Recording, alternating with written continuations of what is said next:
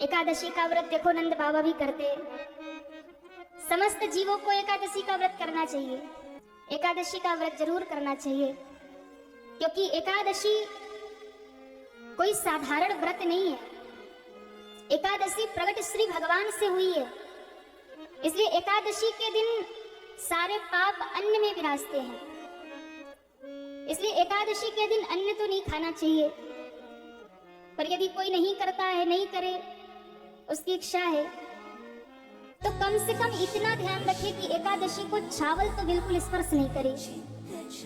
एकादशी के दिन चावल का स्पर्श भी नहीं करिए, खाने की बात तो दूर ही है, क्योंकि यदि आपने एकादशी के दिन चावल खा लिया ना, तो दुनिया भर के जितने भी पाप हैं, ब्रह्म हत्या, चोरी, जितने भी पाप है सब लग जाएंगे, बिना किए लग जाएंगे। क्योंकि जब एकादशी प्रकट हुई ना, तो सारे पाप घबरा गए, हम कहाँ जाएं, हम कहाँ जाएं। ये तो एकादशी महारानी हमें जलाकर भस्म कर देंगी। भगवान ने कहा सुनो, एकादशी के दिन कोई सब वैष्णव भक्त व्रत करेंगे, कोई अन्न स्पर्श नहीं करेगा, तो तुम एकादशी के दिन जाकर अन्न में, चावल में विराज जाओ। तो सारे पाप आकर अन्न में और विशेष रूप से चावल में बैठ गए। एकादशी के दिन भगवान को भी अक्षत नहीं चढ़ाना चाहिए, चावल नहीं चढ़ाना चाहिए, स्पर्श भी नहीं करना चाहिए, क्योंकि उस दिन उसमें पाप विराजते हैं। लेकिन हाँ, ये नियम जगन्नाथपुरी में लागू नहीं होता। वहां एकादशी उल्टी लटकी है महाराज, जगन्नाथपुरी में, क्योंकि वहां भगवान को खिचड़ी का भोग लगता है, कर्माबाई खिलाती थी। तो वहां पे भगवान ने नियम बना दिया, मेरे राज्य में, मेरे धाम में एकादशी नहीं, यहाँ तो जो भी आएंगे भक्त 56 भोग पाएंगे। तो जगन्नाथपुरी पूरी पृथ्वी में एक ऐसा स्थान है जहां अगर आप हैं और एकादशी है और आपको प्रसाद में यदि चावल मिल गया तो प्रेम से ग्रहण कर लो, अगर नहीं किया तब पाप लगेगा। लेकिन अगर घर में हो, कहीं भी हो, तो फिर एकादशी। तो कल एकादशी है, भादो मास की कृष्ण पक्ष की जो एकादशी है उसे अजा एकादशी कहते हैं, अजा एकादशी। और ये अजा एकादशी बड़ी ही महत्वपूर्ण है। अजा एकादशी का व्रत जो भी करता है, जिसको भी कुछ प्राप्त करना है संसार में, यश, वैभव, धन, पद, जो भी प्राप्त करना हो, यदि कुछ पाने की चाह हो, एकादशी, अजा एकादशी का व्रत अवश्य करिए। इसकी महिमा स्वयं भगवान कृष्ण बताते हैं युधिष्ठिर को, अजा एकादशी का महात्मा। महाराज, यदि किसी का धन चला गया हो, किसी का पद चला गया हो, किसी का सम्मान, प्रतिष्ठा, मान यदि उसे प्राप्त करना हो, तो उसे अजा एकादशी का व्रत करना चाहिए, क्योंकि अजा एकादशी का व्रत करने से खोया हुआ धन, पद, मान, सम्मान, प्रतिष्ठा सब प्राप्त हो जाता है। भगवान कृष्ण ने युधिष्ठिर को कहा है, युधिष्ठिर, अजा एकादशी की महिमा क्या है, उसकी कथा क्या है। सूर्यवंश में एक राजा हुए, राजा हरिश्चंद्र। और राजा हरिश्चंद्र ने स्वप्न में अपना राज्य विश्वामित्र को दान कर दिया। स्वप्न में सुबह होते होते विश्वामित्र द्वार पे आ गए और कहा कि राजन, आपने अपना राज्य हमें दे दिया, अब हम लेने आ गए अपना राज्य। बोले हाँ गुरुदेव, मैंने स्वप्न में आपको समर्पित कर दिया था। उसी समय राजा ने अयोध्या का साम्राज्य विश्वामित्र के चरणों में डाल दिया। महाराज देखिए, विश्वामित्र महात्मा जो है ना, ये बड़े तपस्वी महात्मा हैं। तो बोले अब दान तो कर दिया, दक्षिणा ले आओ। दान और दक्षिणा अलग होता है, दान और दक्षिणा अलग होता है। जैसे सीता के बिना राम अधूरे हैं, राधा के बिना कृष्ण अधूरे हैं, वैसे दक्षिणा के बिना दान अधूरा है। आप कितना भी दान करिए, जब तक दक्षिणा नहीं रखेंगे, दान का कोई महत्व नहीं है। अब दक्षिणा क्या, मान लो आपने 500 रुपए दान किए ना, तो उस पे जो 1 रुपया रखते वो दक्षिणा है, और उसके बिना अधूरा है। दक्षिणा दो, बोले कितना, बोले तुम हमें 60 किलो स्वर्ण दे दो। राजकोष ने आदेश दिया ले आओ, कहा नहीं, अब राज्य तो मेरा हो गया, तो कोष तुम्हारा कैसे रहा, अब तो सब मेरा हो गया।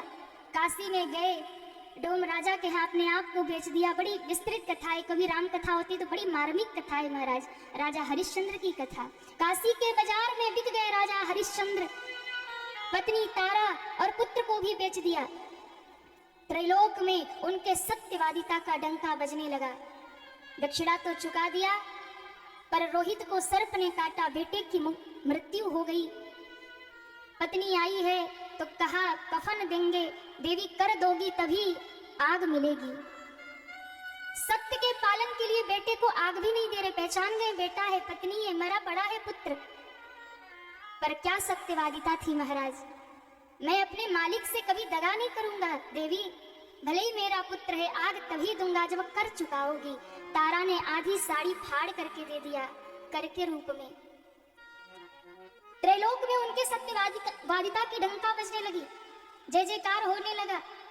उस समय नारद जी ने जब राजा हरिश्चंद्र को कहा कि आप क्यों इतना कष्ट पा रहे हैं, दुखी क्यों हैं, राजा हरिश्चंद्र ने कहा कि इस बात का दुख नहीं है कि मैंने अपना राज्यपाट सब दान कर दिया, इस बात का दुख नहीं है। दुख इस बात का है कि मैं यहाँ शमशान में काशी में रहता हूँ, जो भी शवदाह करने आता है उससे कर लेना पड़ता है। अरे अग्नि देना, ये लकड़ी देना किसी की अंतिम क्रिया में, ये तो पुण्य का काम है, पर इसके लिए भी मुझे कर लेना पड़ता है। इस बात का मुझे बड़ा कष्ट होता है, पर मैं कुछ कर भी नहीं सकता क्योंकि मालिक का आदेश है। तब नारद जी ने कहा राजन, आप भाद्र मास के कृष्ण पक्ष की पड़ने वाली अजा एकादशी का व्रत करिए। तब उन्होंने अजा एकादशी का व्रत किया और उस अजा एकादशी के व्रत के प्रभाव से उनका पुत्र जीवित हो गया और राज्यपाट उन्हें प्राप्त हो गया। ऐसे अजा एकादशी का दिव्य महात्म्य बताया, बड़ी ही अद्भुत है। वैसे तो हर एकादशी अपने आप में बड़ी ही प्रभावशाली है, हर एकादशी का अपना महत्व है, पर अजा एकादशी का ये फल है कि जब आप इसका व्रत करते हैं तो आपको जो भी चाहिए वो प्राप्त हो जाता है। तो कल 19 अगस्त को हम सभी एकादशी का जो भी व्रत करते हैं सब करेंगे, व्रत का संकल्प करेंगे। प्रातः स्नान के बाद ठाकुर जी के सामने और प्रभु से कहा करिए कि प्रभु ये व्रत हम आपकी प्रसन्नता के लिए कर रहे हैं। देखिए संसार में जितना व्रत होता है ना, सब खुद के लिए, सब दुनिया के लिए होता है। कोई पति के लिए होता है, कोई बच्चों के लिए होता है, कोई परिवार के लिए होता है। सब दुनिया में जितना व्रत है वो दूसरों के लिए होता है, पर एकादशी का एक ऐसा व्रत है जो स्वयं के लिए होता है और ठाकुर की प्रसन्नता के लिए होता है। एकादशी का व्रत कल हम सभी व्रत करेंगे, परसों इस व्रत का पारण किया जाएगा। तो जो भी भक्त हमें सुन रहे हैं, आप सभी समय को याद कर ले, क्योंकि मुहूर्त में ही सदैव व्रत का पारण भी करना चाहिए। क्यों? क्योंकि मुहूर्त में जब आप पारण करते हैं तब उस व्रत में किए गए अपराधों से आपको मुक्ति मिल जाती है। क्योंकि व्रत हम रहते हैं तो कई बार अपराध बनी जाता है, तो इसलिए व्रत का पूरा फल तभी मिलता है जब मुहूर्त में पारण किया जाए। तो व्रत हम सभी 19 को करेंगे, 20 को पारण करना है। सुबह 5:56 से 8:58 तक पारण का समय है।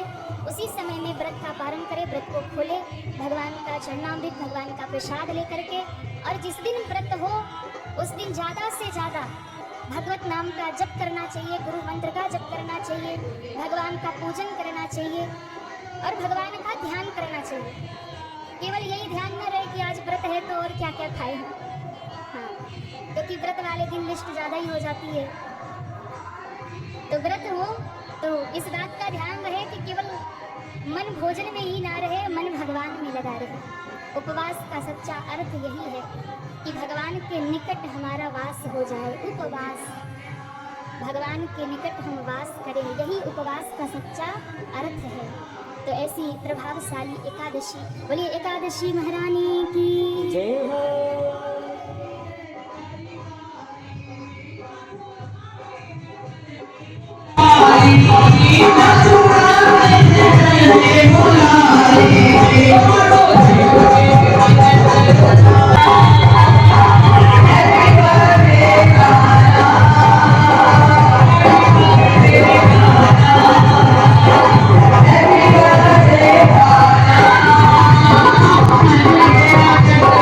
Yeah.